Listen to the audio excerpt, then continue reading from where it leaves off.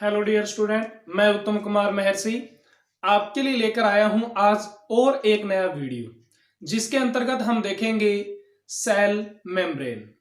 तो cell membrane में सबसे पहले हम इसका सामान्य परिचय देख लेते हैं कैसे क्या है।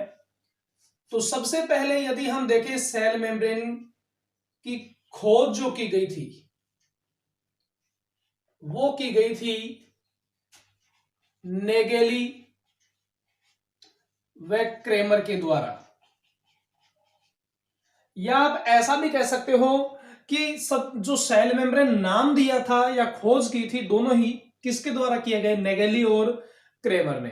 तो ध्यान रखिएगा, नेगेली और क्रेमर ने इसको क्या नाम दिया, सेल मेम्ब्रेन, क्योंकि ये कोशिका के चारों तरफ पाए जाने वाली एक पतली झिल्ली थी, इसीलिए इसको इन्होंने कह दिया सेल मेम्ब्रेन। इसके अलावा चूंकि ये जीवद्रव्य को भी घेरे रखती है, इसलिए प्लोव नामक वैज्ञानिक आए। प्लोव ने इसको कहा जीवद्रव्य कला, जीवद्रव्य कला, जिसे आप अंग्रेजी में कह सकते हो प्लाज्मा मेम्ब्रेन। प्लोव ने इसको क्या नाम दिया, प्लाज्मा मेम्ब्रेन, और नेगेली और क्रेमर ने इसको क्या नाम दिया था, सेल मेम्ब्रेन।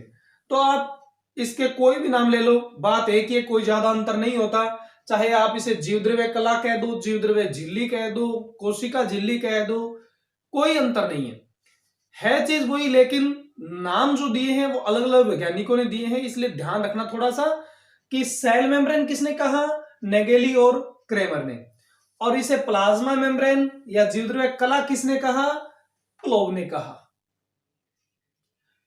हम इसका यदि निर्माण देखें कि ये किस किस से मिलकर बनी होती है, तो निर्माण होता है इसका वसा व प्रोटीन से। निर्माण ध्यान रखिएगा किससे होता है, वसा और प्रोटीन से। कोशिका झिल्ली चाहे कोई भी हो, किसी भी अंग की हो, किसी भी कोशिकांग की हो, चाहे किसी भी जीव की हो, वो हम जहां पर नाम आ गया कोशिका झिल्ली, वहां पर आप क्या कर दोगे, वसा व प्रोटीन। कोशिका झिल्ली किसकी बनी होती है, वसा और प्रोटीन की बनी होती है। तो दोबारा देख लो एक बार, सेल मेम्ब्रेन किसने कहा इसको, नेगेली और क्रेमर ने। प्लाज्मा मेम्ब्रेन किसने कहा, प्लोव ने। और इसका निर्माण किसके द्वारा होता है, वसा तथा प्रोटीन से मिलकर। अब इसके संरचना के संबंध में कि प्रोटीन और वसा की व्यवस्था कैसी होती है, इनकी व्यवस्था को बताने के लिए समय समय पर अलग अलग सिद्धांत आए। उन सिद्धांतों को हम यहां पर कुछ देख लेते हैं। सबसे पहले सिद्धांत आया जो दिया गया था डेनियल व डेविसन के द्वारा। वैज्ञानिक थे दो, डेनियल और डेविसन। इन्होंने सिद्धांत दिया था सैंडविच मॉडल, सैंडविच मॉडल। तो कोशिका झिल्ली की संरचना को समझाने के लिए सबसे पहले कौन सा सिद्धांत दिया गया, सैंडविच मॉडल सिद्धांत दिया गया। और ये सैंडविच मॉडल किसने दिया, डेनियल और डेविसन ने। इनमें से एक नाम आए तो ध्यान रखना डेनियल एक नाम भी आ सकता है। तो कोशिका झिल्ली की संरचना कैसे होती है, इसमें वसा और प्रोटीन किस प्रकार से व्यवस्थित होती हैं, इस बात को समझाने के लिए सबसे पहले सैंडविच मॉडल किसने दिया, डेनियल और डेविसन ने। ये क्या कहते थे कि कोशिका झिल्ली की संरचना में दोनों तरफ प्रोटीन है और बीच में पाई जाती है वसा। इस प्रकार से वसा की दो लेयर होती हैं जो एक दूसरे के विपरीत स्थित होती हैं। ये जो मैं बना रहा हूं अब, ये वसा की दो परतें हैं जो एक दूसरे के विपरीत स्थित हैं। जिस प्रकार सैंडविच में दोनों तरफ सैंडविच होता है, बीच में उसके कुछ सब्जियां वगैरह फंसाई जाती हैं, यानी दोनों तरफ सैंडविच और बीच में पनीर कोई चीज या उसमें पालक वगैरह गोभी वगैरह वो फंसाई रहती है। जैसे आपने बर्गर खाया होगा, दोनों तरफ बर्गर और बीच में जो एक्स्ट्रा सामग्री है उसे फंसाया रखता है। तो ठीक उसी प्रकार से सैंडविच मॉडल नाम क्यों पड़ा इसका, क्योंकि दोनों तरफ प्रोटीन है। ये प्रोटीन किस तरह है और ये भी प्रोटीन किस तरह है, दोनों तरफ प्रोटीन के लेयर हैं और बीच में कौन है, वसा। जिस प्रकार सैंडविच में दोनों तरफ सैंडविच होता है, बीच में उसके मिठाई या जो भी सब्जी वगैरह है वो फंसाई रखते हैं, यहां पर दोनों तरफ प्रोटीन है और बीच में क्या होती है, वसा। इसीलिए इसका नाम पड़ गया सैंडविच मॉडल। आपको बस केवल इतना ध्यान रखना है कि सैंडविच मॉडल किसने दिया, डेनियल और डेविसन ने। क्या था इनके अनुसार, दोनों तरफ प्रोटीन और बीच में थी वसा। तो सैंडविच मॉडल के पश्चात एक मॉडल और आया,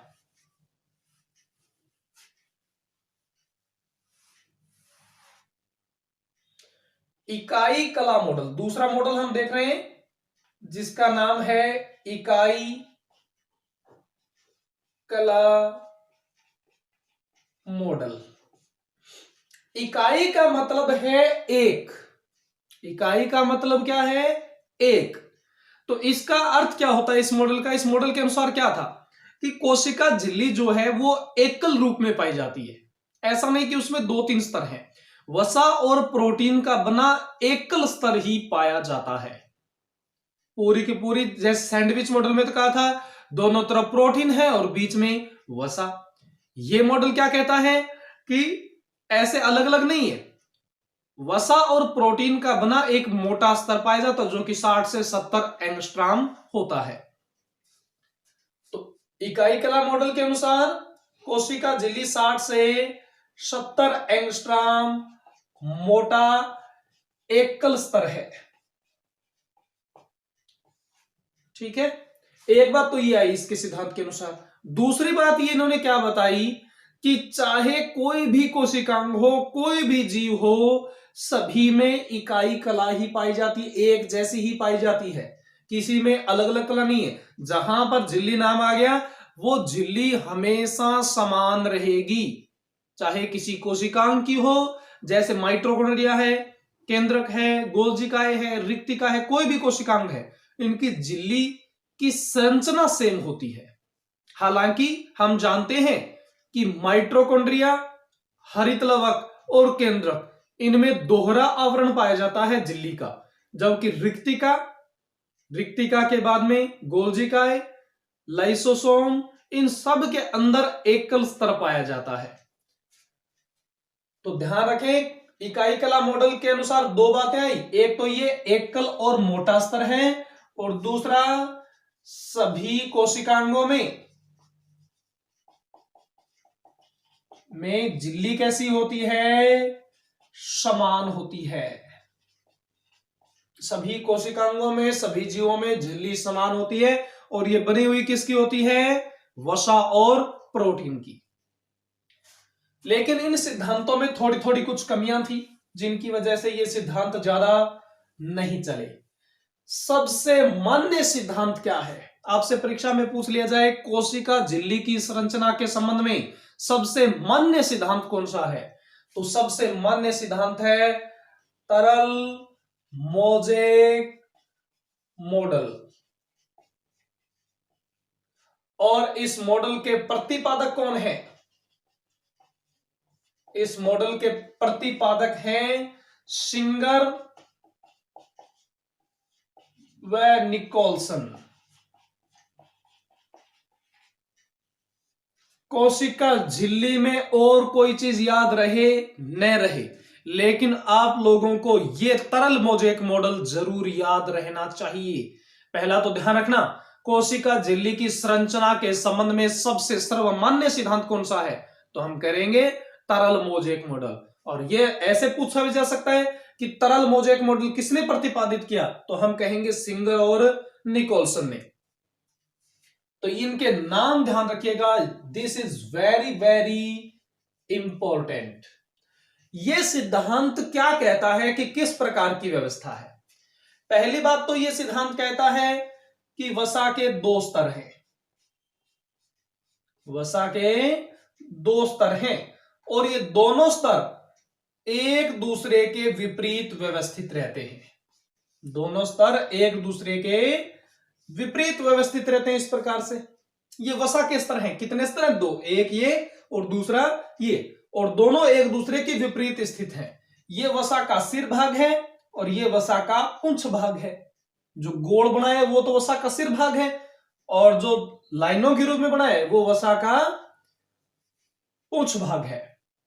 जो प्रोटीन, ये तो हुई वसा की बात। हम जानते हैं झिल्ली में दो चीजें होती हैं, वसा और प्रोटीन। तो प्रोटीन कहां पर होगी? इन्होंने बताया कि प्रोटीन दो प्रकार से व्यवस्थित है। एक प्रोटीन तो वो होती है जो इनके बाहर स्थित होती है, इस प्रकार से। इसको कहा जाता है बाह्य प्रोटीन। क्या कहा जाएगा इन्हें? बाह्य प्रोटीन। और दूसरी प्रोटीन जो होती है वो होती है समाकल प्रोटीन। समाकल प्रोटीन इनके अंदर धसी रहती है, इस प्रकार से वसा के स्तरों के बीच बीच में ये समाकल प्रोटीन इस प्रकार से धसी रहती है। तो जो अंदर धसी हुई उसको क्या कहेंगे? समाकल प्रोटीन।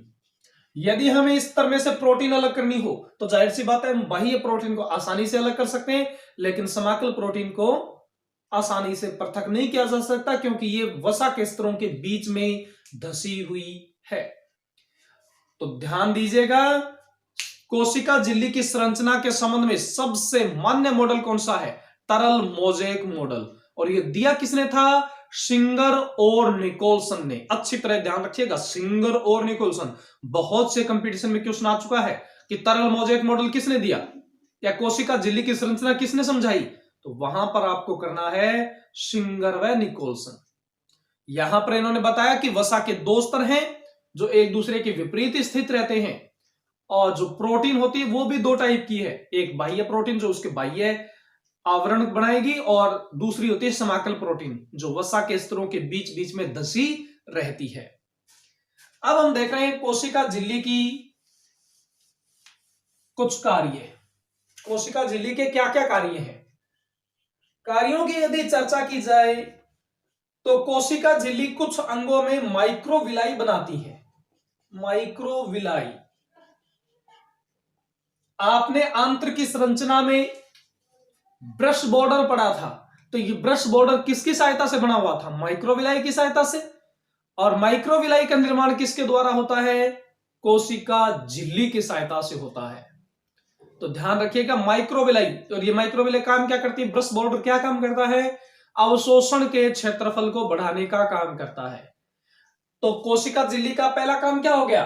माइक्रोविलाई का निर्माण करके अवशोषण के क्षेत्र को बढ़ाना। दूसरा यदि इसका काम देखा जाए तो एंडोसाइटोसिस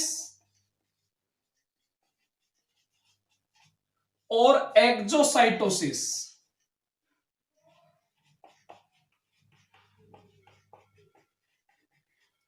ये दो काम भी कौन करती? कोशिका झिल्ली की सहायता से होते हैं। और ज्यादातर किनमें? जो एक कोशिकीय जीव है उनमें एंडोसाइटोसिस और एक्सोसाइटोसिस की क्रिया पाई जाती है। नाम से स्पष्ट है, एंडो का मतलब होता है भीतर और एक्सो का मतलब होता है बाहर। एंडोसाइटोसिस की क्रिया के द्वारा भोजन को अंदर ग्रहण किया जाएगा, एक्सोसाइटोसिस के द्वारा भोजन को बाहर उत्सर्जित किया जाएगा। तो ये अंतर्ग्रहण की विधि है। एंडो का मतलब होता है अंदर, तो अंतर्ग्रहण भोजन का, और एक्सोसाइटोसिस का मतलब, एक्सो का मतलब बाहर, तो भोजन का उत्सर्जन। एंडोसाइटोसिस की क्रिया दो टाइप की हो सकती है। पहली होती है फेगोसाइटोसिस और दूसरी होती है पिनोसाइटोसिस। आपको मैंने एक दिन पहले भी बताया था कि फेगोसाइटोसिस का मतलब होता है भक्षण करना, यानी यदि कोई कोशिका भोजन को ठोस रूप में ग्रहण कर रही है तो ठोस रूप में अंदर ग्रहण करना क्या कहलाता है? फेगोसाइटोसिस। और तरल रूप में पीते हम किसको है? तरल को, तो पिनोसाइटोसिस। पिनोसाइटोसिस का मतलब है तरल भोजन को ग्रहण करना। तो यदि भोजन ठोस रूप में ग्रहण कर रहे हैं तो फेगो, और तरल रूप में ग्रहण कर रहे हैं तो पीनो। तो फेगोसाइटोसिस, पिनोसाइटोसिस ये किसके कार्य हैं? कोशिका झिल्ली के ही कार्य हैं। इसके अलावा कोशिका झिल्ली की एक सबसे खास बात, वेरी वेरी इंपॉर्टेंट, तरल मोजेक मॉडल के बाद दूसरी इंपॉर्टेंट चीज क्या आएगी? कोशिका झिल्ली चयनात्मक अर्धपारगम्य होती है।